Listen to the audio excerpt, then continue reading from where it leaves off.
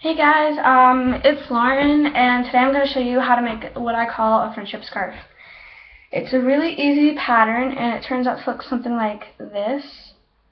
It's kind of like a braided technique, only you don't need any braids.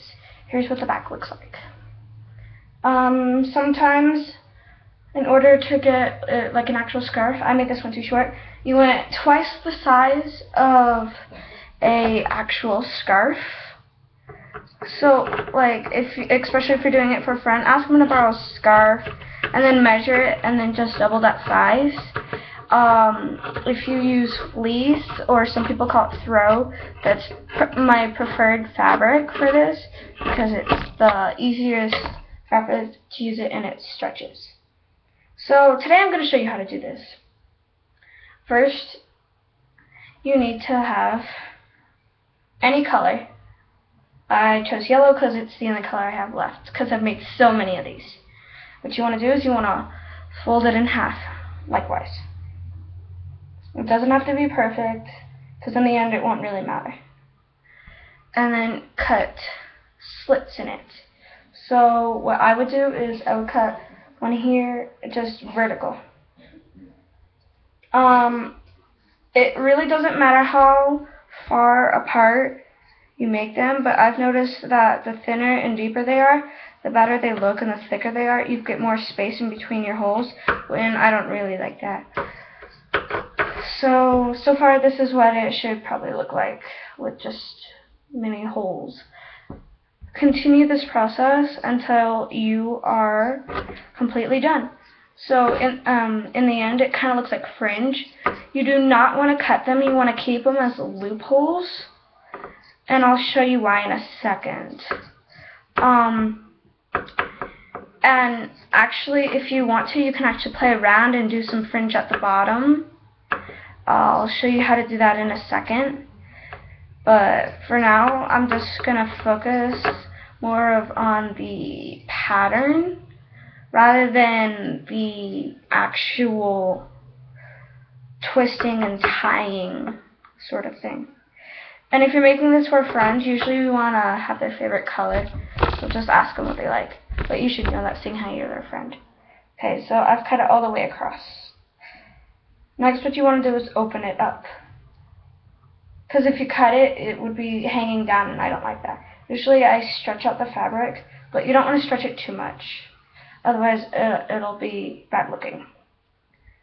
So now I gotta stand up for this part.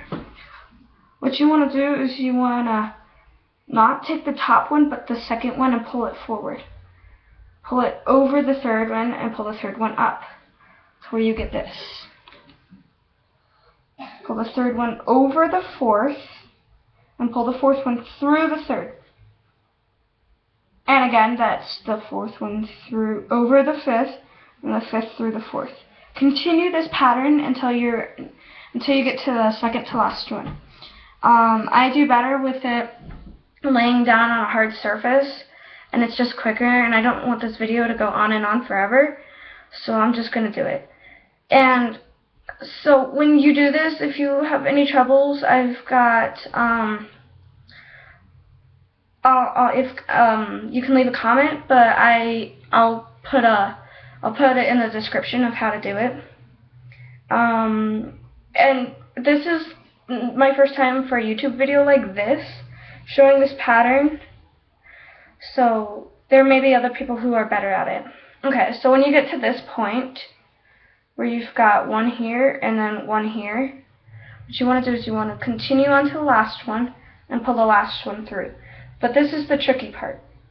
So here's my last one at the bottom. This is the bottom. You want to pull it tight, but not too tight. And just take the ends, keep them, they'll kind of fold a little after a while. So, and then loop them through the hole and pull them out, fan them out to where you get this. It kind of reminds me of kangaroo ears. This does the way that it kind of looks like a kangaroo. And again, I'll show you. But for here, you want to do the same pattern, only go the opposite direction than the other ones. And again, that is, you pull the throw through and fan it out. This is easy if it's easier for if you want to undo it and restart. This one probably wasn't my best one, but right now I really don't mind. So I'm going to undo it and show you guys how to do the fringe. You can actually leave it how I had it, but I really prefer not to.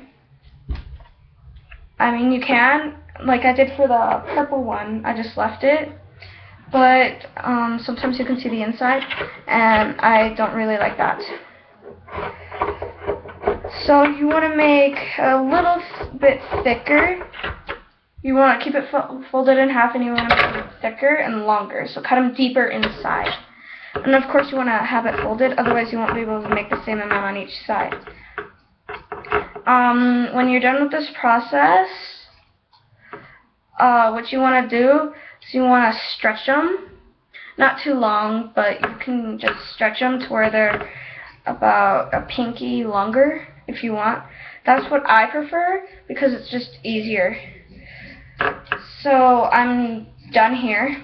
I've got my fringe, some people call it, and I'm going to stretch it now. So you just give it a gentle tug like this. And usually it makes it really long. I've made other scarves by doing the fringe technique. And what I'm calling this right now, the braided technique, I actually call it the friendship scarf technique. And in my future videos, if I ever refer to that, you may want to watch this video so you know what I'm talking about. Because you'd just be like, what? What the heck is going on? I don't know. So I am done with my fringe here. Now what you do is the outside you want to keep on the outside. So make sure that this side faces up. Now these here you can just leave alone for now. Okay? So keep your braided on the right side. Now flip it upside down to where the back is facing you. This might be a little bit easier for me to show you if I hold it up, because, well, you can't really see the ground unless you tilt it, which I actually should do that. Ooh. Okay.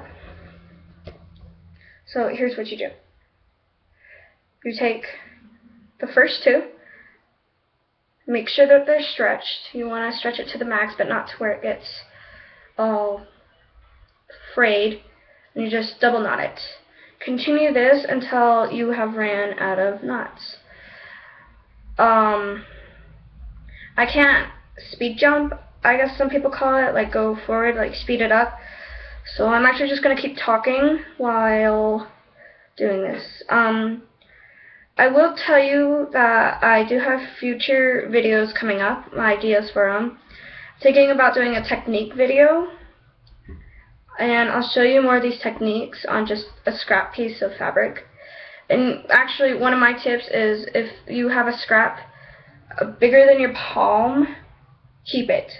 Because you can always practice techniques, and you can always practice ideas and things you see on YouTube, pretty much, is what I use it for.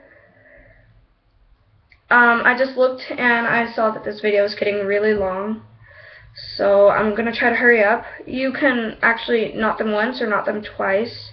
I prefer to knot them twice, but since, like I said, this video has gotten so long, I am going to knot them once. Now I do want to say that some people like the fringe on the edge here. Usually I don't, so I'll cut it off, but I won't cut it all off because I don't like how it will come undone afterwards. So now with these extra pieces at the end that you wrap the kangaroo ears around, you want to do that again, only this time pull it through to where 2 or 3 of the knots are pulled through. So again, 2 or 3 of the knots. It really just depends on the size. This side I did 2 and this side I did 3. Now like I said, I don't like the fringe, so you can either tuck it in or you can cut it off. But I think I also said something about not liking how it's so short. and then the knots come undone, so you can always tuck that in. I usually tuck it in, or I just don't do any fringe at all. Oops. Sorry, my video camera is going wacky. And then, if you have no clue what to do with it, you can just give it to a friend as a friendship scarf. That's what I'm doing. You could sell it, you could just use it for decoration. I mean, you don't even have to use it at all. Especially if you have a small piece like mine, then it's really hard to do that. And especially on the ends here, if you have the fringe and you want to tuck that in, just cut it and wrap it around and tie it. So actually you will have at least 2 knots total showing some sort of type of fringe thing. You can also tuck it inside itself. I'll show you how to do that on another video. But so far, this is my friendship scarf. Now if you're wondering how I came up with the idea for it, I really don't know. I just wanted to try the technique, so I did it on some fleece or throw. And I just liked it, and I was like, I should make that into a scarf, because it got all wavy, and it was really thermal and soft, so that's what I did. Scrap. Now if they're like this, sometimes you can stretch them really long, and they'll get a lot longer. You can turn that into something else. Now if they're really thin and you know you won't use them for anything, go ahead and throw those away. This one, I kept no fringe. You can actually hang these up on your wall too. They're a great wall decoration. So that is my friendship scarf technique. Subscribe for more weekly. There's a possibility that I may not be able to upload one every week, because after all, this is not my computer. It's my neighbor's. So stay cool. XOXO, Lauren.